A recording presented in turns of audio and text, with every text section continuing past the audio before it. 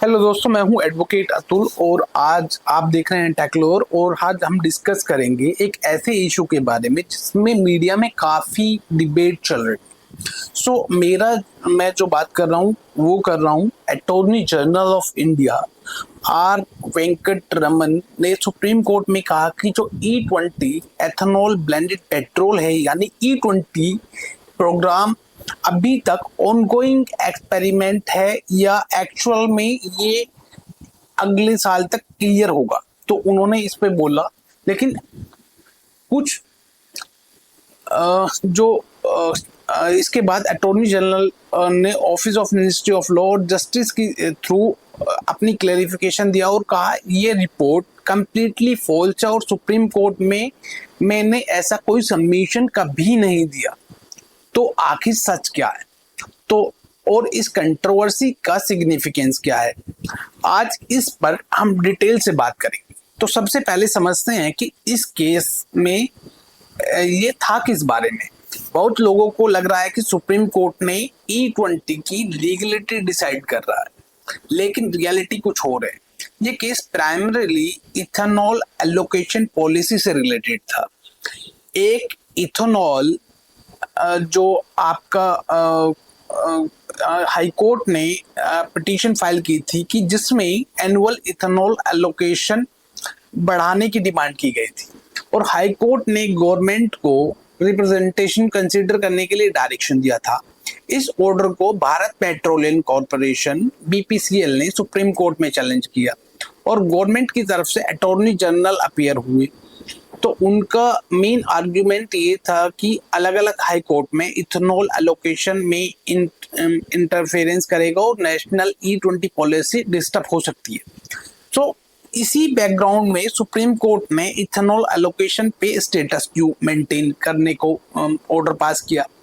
यही इशू जो था, इसमें E20 की सेफ्टी या लीगलिटी है को लेकर भी इशू पे डिस्कशन हुआ, ताकि पॉलिसी इम्प्लीमेंटेशन और एलोकेशन का जो मैकेनिज्म है वो क्या होगा। फिर कंट्रोवर्सी की शुरुआत कहाँ से हुई, तो कुछ मीडिया रिपोर्ट में पहले से ये पब्लिश हुआ था कि अटॉर्नी जनरल ने कोर्ट में कहा कि E20 जो प्रोग्राम है एक ऑनगोइंग एक्सपेरिमेंट है और ये स्टेटमेंट सोशल मीडिया पे वायरल हो गई। कई लोगों ने तो सवाल उठाए कि अगर ये एक्सपेरिमेंट है तो करोड़ ऑफ व्हीकल ओनर बिना प्रॉपर टेस्टिंग के E20 पेट्रोल क्यों दिया जा रहा है। ये कंट्रोवर्सी इतनी बढ़ गई कि अटॉर्नी जनरल ने ऑफिस को क्लैरिफिकेशन इशू करना पड़ा और क्लैरिफिकेशन में उन्होंने क्लैरिफाई किया कि सुप्रीम कोर्ट ने मैंने कभी भी E20 प्रोग्राम को लेकर एक्सपेरिमेंट नहीं कहा और उन्होंने मीडिया रिपोर्ट को कहा कि ये फॉल्सली इनकरेक्ट है। ये जो फैक्ट है ये बिल्कुल इनकरेक्ट फैक्ट है और जुडिशियल प्रोसीडिंग को एक्चुअल रिपोर्ट जो उनको करना चाहिए ये वो रिपोर्टिंग नहीं है, ये गलत रिपोर्टिंग कर रहे हैं कुछ मीडिया हाउस। अब आते हैं लीगल एस्पेक्ट पर। सबसे पहले जो लीगल प्रिंसिपल है कि कोर्ट रिपोर्टिंग सिर्फ फ्रीडम ऑफ स्पीच का इशू नहीं है, ये रिस्पॉन्सिबल जर्नलिज्म का इशू है। अगर कोर्ट में किसी काउंसिल ने कोई स्टेटमेंट दिया है या नहीं और मीडिया में उसके कोट लेकर पब्लिश कर रहे हैं तो उसमें सीरियस लीगल कंसिक्वेंसेस हो सकते हैं। दूसरा लीगल प्रिंसिपल यहाँ पे जो है वो है, इंडिया में judicial proceeding generally open ended होती है, लेकिन उसकी जो रिपोर्टिंग है दूसरी तरफ जो है वो ट्रूथफुल और एक्यूरेट होनी चाहिए। अगर रिपोर्टिंग डिस्टॉर्टेड हो जाए और कोर्ट की एक्चुअल प्रोसीडिंग को मिसरिप्रेजेंटेशन किया जाए तो जो बात नेशनल पॉलिसी को की होती है तब जो इम्पैक्ट और इस मैटर को सीरियस कर देता है क्योंकि फैक्ट को मोल्ड किया जा रहा है। और तीसरा लीगल प्रिंसिपल यहाँ पे है जो ये कंट्रोवर्सी, एक मिनट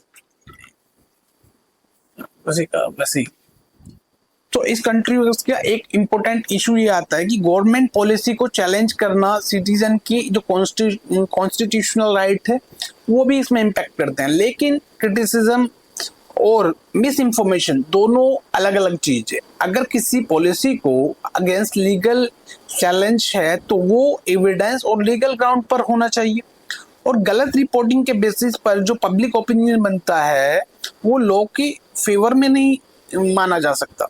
तो सुप्रीम कोर्ट में इसमें स्टेटस क्यू का क्या मतलब है, बहुत लोगों को लगता है कि स्टेटस क्यू का मीनिंग भी वो गलत समझते हैं। स्टेटस क्यू का सिंपल मतलब जो है वो जो एग्जिस्टिंग पोजीशन है उसे फिलहाल मेंटेन रखा जाएगा, जो कोर्ट का फाइनल डिसीजन नहीं, जब तक कोर्ट फाइनल डिसीजन ना दे।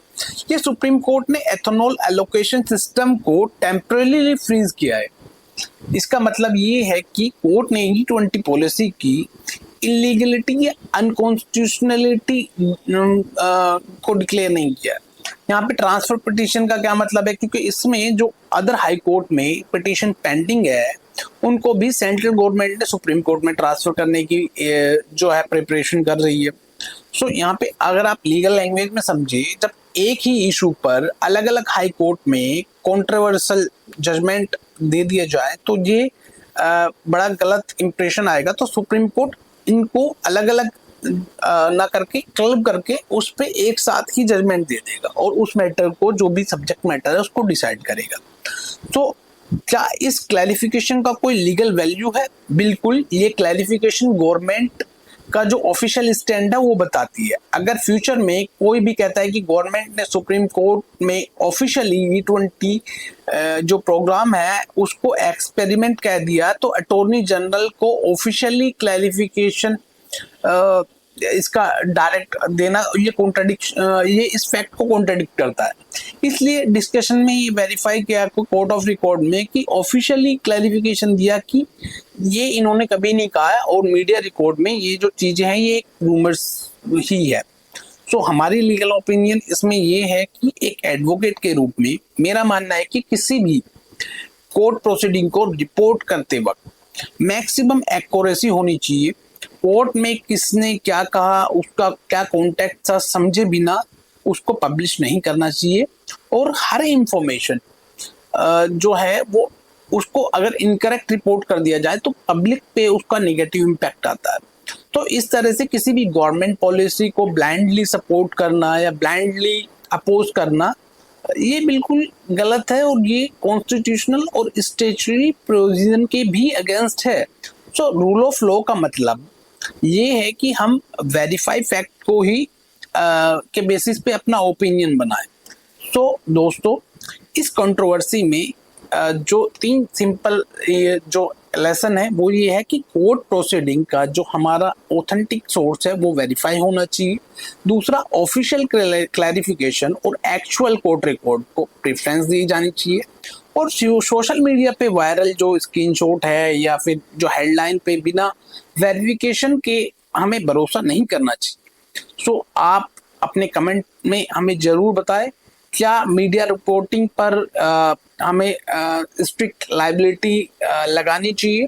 अगर वीडियो इंफॉर्मेटिव लगी हो तो हमारे वीडियो को लाइक कीजिएगा, चैनल को सब्सक्राइब कीजिएगा। ओके, और जय हिंद, जय भारत, थैंक यू।